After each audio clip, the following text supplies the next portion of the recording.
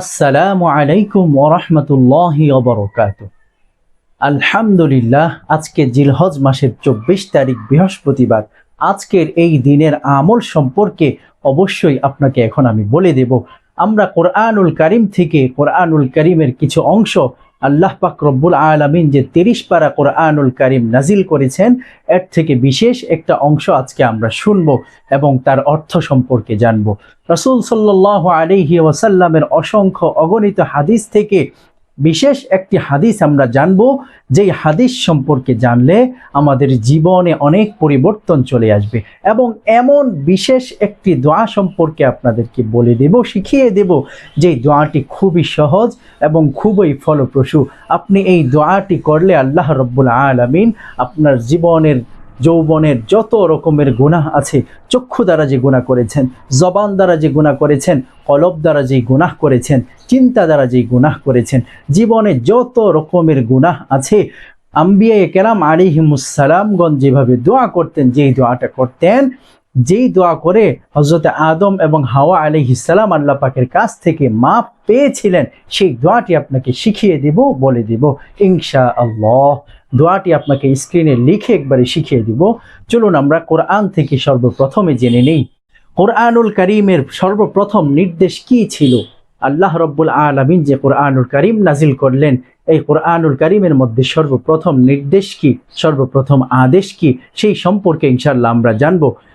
সূরাতুল আলাকের 1 থেকে 5 নম্বর আয়াত সম্পর্কে জানবো। আল্লাহ রব্বুল আলামিন জিবরাইলের মাধ্যমে রাসূল সাল্লাল্লাহু আলাইহি ওয়াসাল্লামের কাছে সূরাতুল আলাকের 1 থেকে 5 নম্বর আয়াত পর্যন্ত নাজিল করেছিলেন। আমি সেই আয়াতটি তিলাওয়াত করছি এবং আপনাদেরকে তরজমা করে শুনিয়ে দিচ্ছি। বিসমিল্লাহির রহমানির রহিম। ইকরা বিসমি রাব্বিকাল্লাযী খলাক। এর অর্থ হচ্ছে পড়ো, জ্ঞান অর্জন করো তোমার প্রভুর নামে, যিনি তোমাকে সৃষ্টি করেছেন।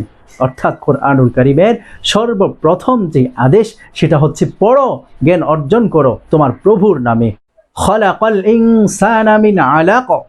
মানুষকে সৃষ্টি করেছেন জমাট বাঁধা রক্ত থেকে। ইকরা ওয়া রাব্বুকাল আকরাম। পড়ো, তোমার পালনকর্তা যিনি মহিমান্বিত। আল্লাযী আল্লামা বিল কলম। যিনি কলমের সাহায্যে শিক্ষা দিয়েছেন। আল্লামাল ইনসানা মা লাম ইয়ালাম। শিক্ষা দিয়েছেন মানুষকে সে যা জানতো না। অর্থাৎ আল্লাহ রব্বুল আলামিন সর্বপ্রথম কোরআনুল কারীমের মধ্যে যেটা নাজিল করেছেন, সেটা হচ্ছে পড়ো, শিখো। আল্লাহ রব্বুল আলামিন সর্বপ্রথম বলেছেন পড়ো এবং শিখো। এই সম্পর্কে আল্লাহ রব্বুল আলামিন কোরআনুল কারীমের সর্বপ্রথম যে নির্দেশ দিয়েছেন, সেটা হচ্ছে পড়ার নির্দেশ দিয়েছেন। প্রিয় দর্শক, এখন আমরা রাসূলুল্লাহ সাল্লাল্লাহু আলাইহি ওয়াসাল্লামের অসংখ্য অগণিত হাদিস থেকে আজকে একটি হাদিস সম্পর্কে জানব। সেই হাদিসটি হচ্ছে সহিহ আল বুখারীর 1 নম্বরের হাদিস। এই হাদিসের বর্ণনায় হযরত ওমর ইবনুল খাত্তাব রাদিয়াল্লাহু তাআলা আনহু রাসূল সাল্লাল্লাহু আলাইহি ওয়াসাল্লাম থেকে বর্ণনা করেছেন, ইন্নামাল আ'মালু বিন্নিয়াত।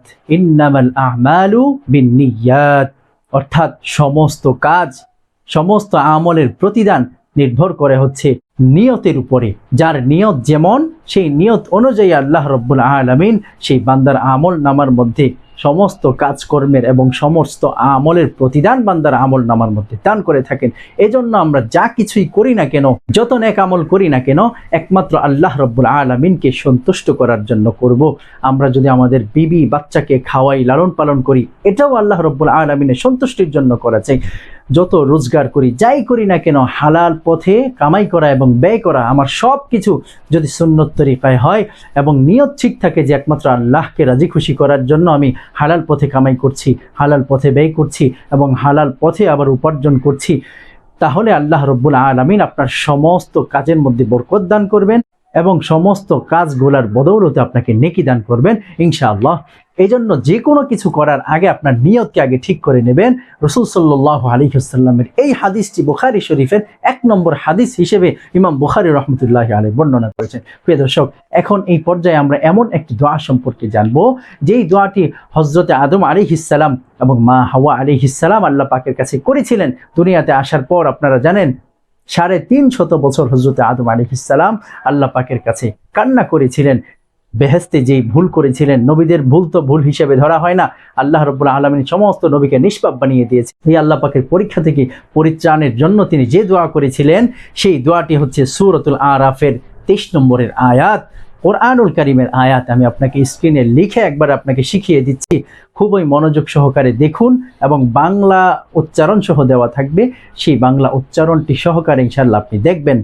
সেই দোয়াটি হচ্ছে রব্বানা যালামনা আনফুসানা ওয়া ইল্লাম তাগফির লানা ওয়া তারহামনা লানাকুনান্না মিনাল খাসিরিন। খুব খেয়াল করে শুনুন, রব্বানা যালামনা আনফুসানা ওয়া ইল্লাম তাগফির লানা ওয়া তারহামনা লানাকুনান্না মিনাল খাসিরিন। এই দোয়ার অর্থ হচ্ছে, ওগো হে প্রভু, আমরা নিজেরাই নিজেদের উপরে অত্যাচার করেছি, জুলুম করে ফেলেছি, এখন তুমি যদি আমাদেরকে মাফ না করো, আমাদের প্রতি দয়া না করো, তাহলে তো আমরা ধ্বংস হয়ে যাব। এই দোয়া করে আল্লাহ রাব্বুল আলামিনের সন্তুষ্টি অর্জন করে ফেলেছিলেন হযরতে আদম আলাইহিস সালাম এবং মা হাওয়া আলাইহিস সালাম।